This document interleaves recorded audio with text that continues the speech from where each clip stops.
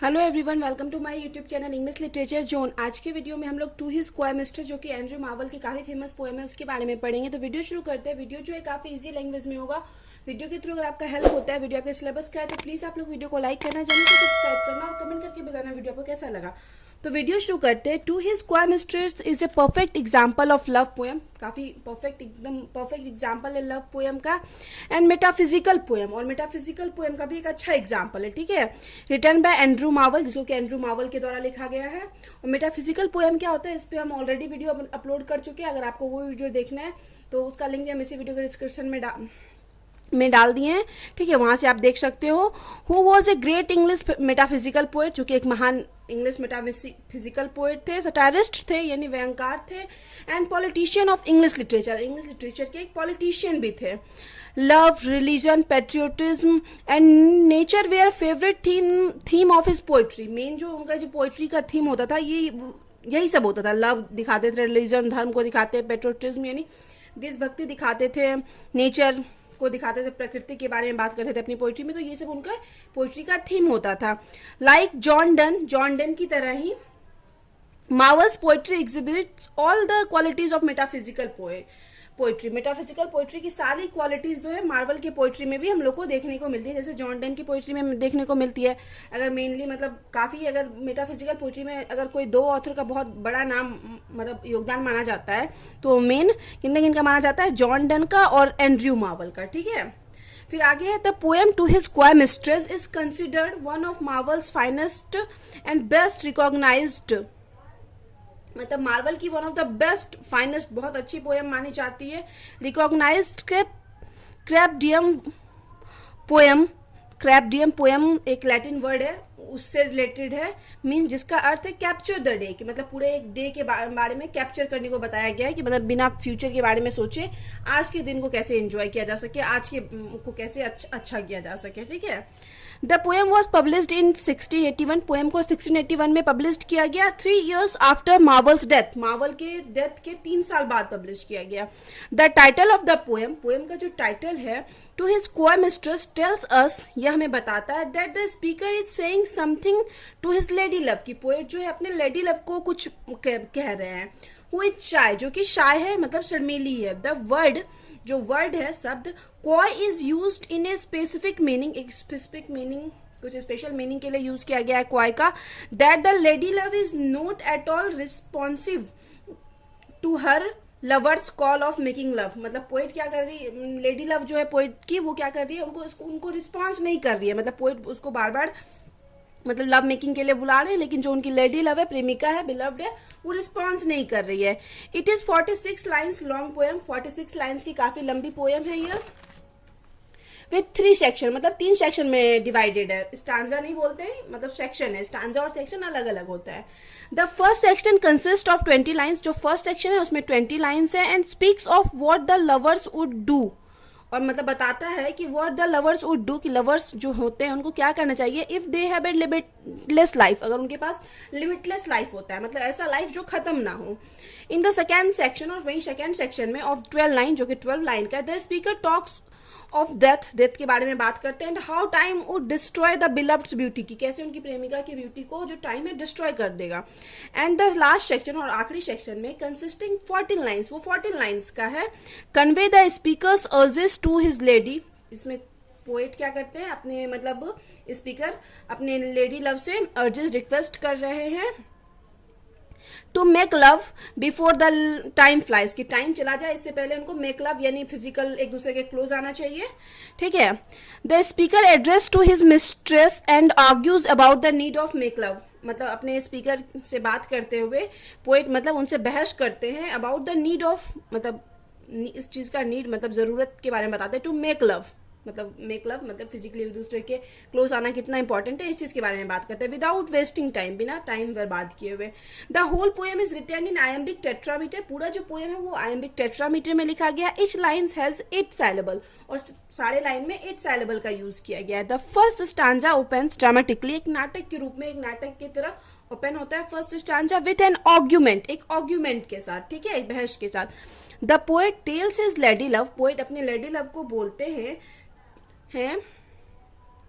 Tell the क्वाइमिस्ट्रेस, जिनका कि मतलब जिनको संबोधित करते हैं पोएट, टू द क्वाइमिस्ट्रेस बोल के, in clear term that very pointedly that, मतलब यहाँ पे क्लियर टर्म पॉइंटेडली स्पष्ट रूप से पोएट कहते हैं that if they could not love through eternity, कि अगर through could love through eternity, कि अगर उन लोग मन अनंत काल तक एक दूसरे के साथ रहते, प्यार करते, he would as her beauty deserve spend 1000 of year just for the appreciation, तो उनका जो ब्यूटी है उनके बिलव्ड का, तो वो क्या करता है, कन्फर्म 1000 ईयर डिजर्व करता है एप्रिसिएशन के लिए, ठीक है, तारीफ के लिए। और फॉर फिजिकल ब्यूटी, मतलब फिजिकल ब्यूटी जो है ऑथर के बिलव्ड का, वो 1000 ईयर मतलब डिजर्व करता है, इतनी सुंदर है वो।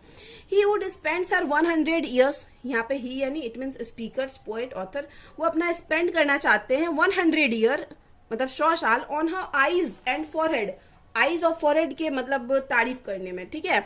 200 years on etch breast, her breast की तारीफ करने में 200 ईयर्स स्पेंड करना चाहते हैं। 30,000 on the rest of the organs, और पूरा जो दूसरा जो बॉडी पार्ट है शरीर का, उसके मतलब तारीफ में 30,000 स्पेंड करना चाहते हैं, ठीक है, ऑफ हर बॉडी, पूरे उसकी बॉडी पार्ट्स का। The last is he would spend exploring the beauty that ले इन हर हर्ट, और लास्ट स्टेज में वो उसके हर्ट, दिल की सुंदरता के बारे में बात करेंगे। Obviously while Marvell's lays stress more on physical charm, तो यहाँ पे ये क्लियर होता है कि जो मार्वल है, एंड्रयू मार्वल, वो अपनी पोइट्री मतलब टू हिज क्वाइमिस्ट्रेस में मेनली किस चीज को स्ट्रेस जोर डालते हैं, फिजिकल चार्म पे, मतलब शारीरिक सुंदरता पे, and the attraction of the flash, और जो ये हम लोग का फ्लैश है मतलब मांसपेशियों से बना हुआ शरीर है, उस पे डालते हैं ज्यादा stress. He gives less importance of the hurt, और हर्ट को क्या करते हैं, काफी कम इंपॉर्टेंस देते हैं। While the first stanza poignantly points out the brevity of time, मतलब ये जो फर्स्ट स्टांजा है एक कटाक्ष मतलब एक तीखेपन वाले तरीके से पॉइंट आउट करता है, ब्रेविटी यानी समय के, लाइफ के मतलब दिखाता है कि लाइफ कितना छोटा है। The second stanza expresses the poets awareness of approaching death, poet मतलब सेकेंड स्टांजा में अब डेथ के बारे में बात कर रहे हैं कि डेथ उनका जो कैसे समीप आने वाला है उसके बारे में बात करेंगे। तो ठीक है, ये पोएम का लाइन लिया गया है, फिर से एक लाइन लिया गया है। The speaker was talking about the possibilities of the extent of love that they could enjoy, poet मतलब अपने लव की सीमाओं के बारे में बात करते हैं, मतलब कि अगर पॉसिबल होता तो वो लोग एंजॉय करते, if they had limitless time, अगर उन लोगों के पास लिमिटलेस टाइम होता इन दिस वर्ल्ड, इस वर्ल्ड में अगर उनके पास लिमिटलेस टाइम होता तो कन्फर्म वो मतलब काफी लंबा टाइम लेते कुछ भी करने में, ठीक है। बट ऑल्स, लेकिन मतलब अफसोस जाहिर करते हुए पोएट कहते हैं इट इज इम्पॉसिबल, या इम्पॉसिबल है। He says that he hears the sound of time swings age, कि पोएट जो है टाइम स्विंग्स की आवाज सुन सकते हैं, मतलब बीता हुआ समय जो है उसकी आवाज सुन सकते हैं। It flies closely behind there back, मतलब बिल्कुल वो पोएट के पीछे ही है, इट मीन्स जो समय बीत गया वो तो पीछे ही रहता है ना, तो वो चला गया, उस चीज को पोएट फील कर सकते हैं। Time waits for no one, तो यहाँ नो वन अलग अलग लिखना है, ठीक है, हम थोड़ा स्पेस कम होने की वजह से एक साथ लिख दिए थे। तो टाइम जो है किसी का वेट नहीं करता, it flies living everything behind, या क्या होता है, स्पेंड हो जाता है, बीत जाता है सब कुछ पीछे छोड़ के। फिर आगे है, ही ऑल्सो सेज, पोएट फिर आगे कहते हैं that the other world is waiting for us, कि दूसरा जो वर्ल्ड है वो भी उन लोग का वेट कर रहा है। दूसरा अदर वर्ल्ड इट मीन्स मतलब डेथ के बाद जो जिस वर्ल्ड में वो लोग एंटर करेंगे उस वर्ल्ड के बारे में बात करते हैं। एट ए डिस्टेंट मतलब दूरी से काफी वेट कर रहा है। Thus the lover reminds his beloved of life's brevity, तो इसके जरिए क्या पोएट लवर्स को, अपनी प्रेमिका को बताते हैं कि लाइफ कितना छोटा है, तो उनको नो डाउट एंजॉय करना चाहिए। The poet further describes the situation after death, अब डेथ के बाद की सिचुएशन को बताते हैं। इन आवर डेस्टिन्ड टॉम्ब, कि पोएट कहते हैं कि डेथ के बाद तो हर कोई डेस्टिनी, हर किसी का क्या होता है, टॉम्ब होता है, समाधि मकबरा होता है। Out beauty will slowly but surely turn into dust, जहाँ पे जो ब्यूटी होती है वो डस्ट में चेंज हो जाता है। So the beloved beauty will fade as soon as she dies, इसलिए जो उनकी प्रेमिका है उसका ब्यूटी भी फेड यानी खराब हो जाएगा, नष्ट हो जाएगा, जैसे वो मतलब मरेगी या मर जाती है। After mentioning the beloved's beauty, अब बिलव्ड की ब्यूटी के बारे में बात करने के बाद the speaker speaks about her virginity, speaker उसकी वर्जिनिटी के बारे में बात करते हैं। That she has preserved for a long time, जो कि वो लंबे टाइम से प्रिजर्व बचा करके रखी हुई है। आफ्टर डेथ, डेथ के बाद the worm would destroy this long preserve virginity, की जो वॉर्म है, कीड़े मकोड़े मरने के बाद जो समाधि में मतलब या जिनको भी मतलब मरने के बाद क्या होता है, शरीर को कीड़े मकोड़े ही खाते हैं ना, तो ये बताते हैं कि ये वो जो बचा के रखी है वर्जिनिटी, अब कीड़ा मकोड़ा के थ्रू ही वो वर्जिनिटी खत्म होगा। Thus we see the speaker tries to make his lady यहाँ पे हम मतलब देखते हैं कि पोएट मतलब पूरी कोशिश कर रहे हैं मेक्स हिज लेडी रियलाइज कि अपने वो लेडी लव को रियलाइज करवा सके, एहसास दिला सके that things like beauty and virginity are no use after death, की डेथ के बाद वर्जिनिटी और ब्यूटी का कोई यूज ही नहीं बचता।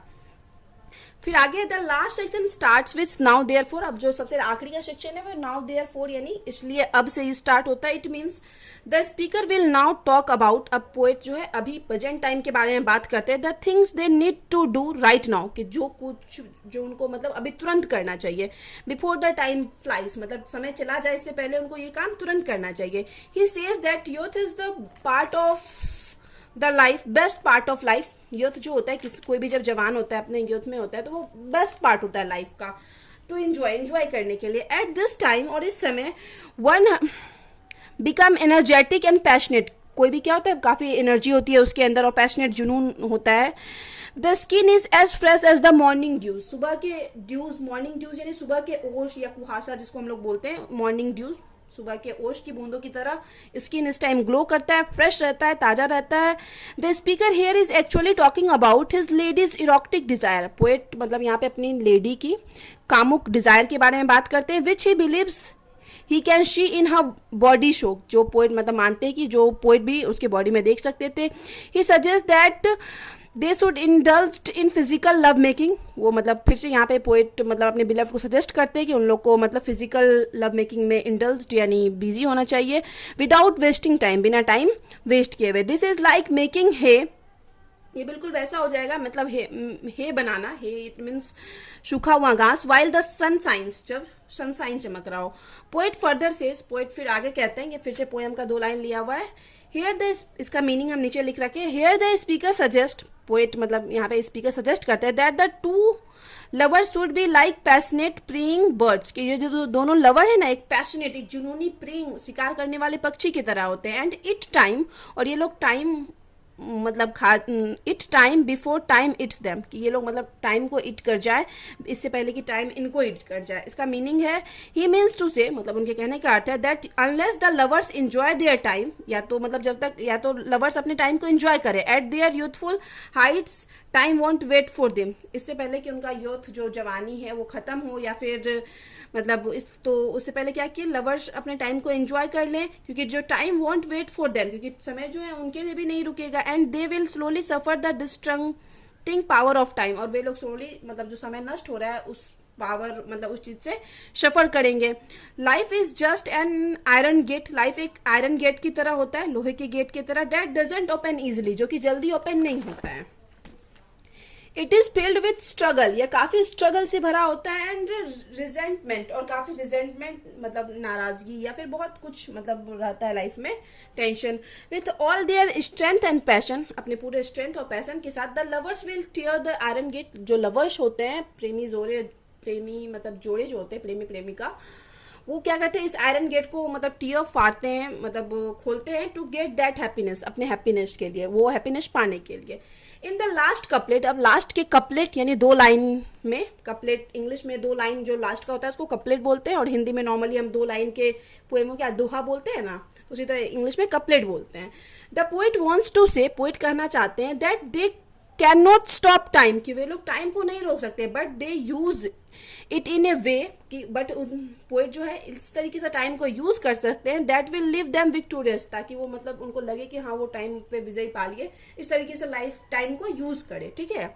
दस इस प्रकार the poem contains beautiful romantic touches, poem मतलब पूरे काफी ज्यादा रोमांटिक और रोमांटिक टच और ब्यूटीफुल टच दिया गया है। इट हैज सेवरल थीम्स, ढेर सारा थीम है, विषय है पोएम का, इंक्लूडिंग जिसमें short time, sex, morality, freedom, love, carpe diem and confinement, और मतलब कन्फाइनमेंट यानी दिखाया गया लाइफ की सीमित, कैसे लाइफ सीमित है, तो इन सब ये सब भी एक तरह से पोएम का थीम है, विषय है। The poem explores expression of a man, poem एक man to a woman, man के का जो है एक्सप्रेशन को एक्सप्लोर बताता है वुमेन के लिए, विथ मिक्सड इमोशन, एक मिक्स मिले जुले इमोशन के साथ, ऑफ लव एंड लस्ट, मतलब प्यार और लस्ट यानी लालसा को ले दोनों का फीलिंग को मिला के दिखाया गया है। शो इस प्रकार जो इसलिए to his coy mistress is a great love poem, ये काफी अच्छा लव पोएम है, ऑफ एंड्रयू मार्वल का, in which he spends the poem जिसमें कि मतलब वो पूरा पोएम स्पेंड्स किए हुए हैं trying to convince his mistress, कि पूरे पोएम में वो बस कोशिश करते रहे कि वो अपने मिस्ट्रेस को कन्विंस कर सके that she should have sex with him, कि उनके साथ जो है पोएट के साथ जो है स्पीकर के साथ जो है उनकी मिस्ट्रेस को क्या करना चाहिए, सेक्स करना चाहिए। इट मीन्स फिजिकली क्लोज आना चाहिए, इससे पहले टाइम बीत जाए, लोग को अपनी लाइफ को नो डाउट एंजॉय करना चाहिए। ठीक है, तो यहाँ पे वीडियो खत्म होता है। वीडियो अगर आपको अच्छा लगे, आपके लिए हेल्पफुल है, तो प्लीज़ आप लोग वीडियो को लाइक करना, चैनल को सब्सक्राइब करना और कमेंट करके बताना वीडियो आपको कैसा लगा। मिलते हैं नेक्स्ट वीडियो में नेक्स्ट टॉपिक के साथ।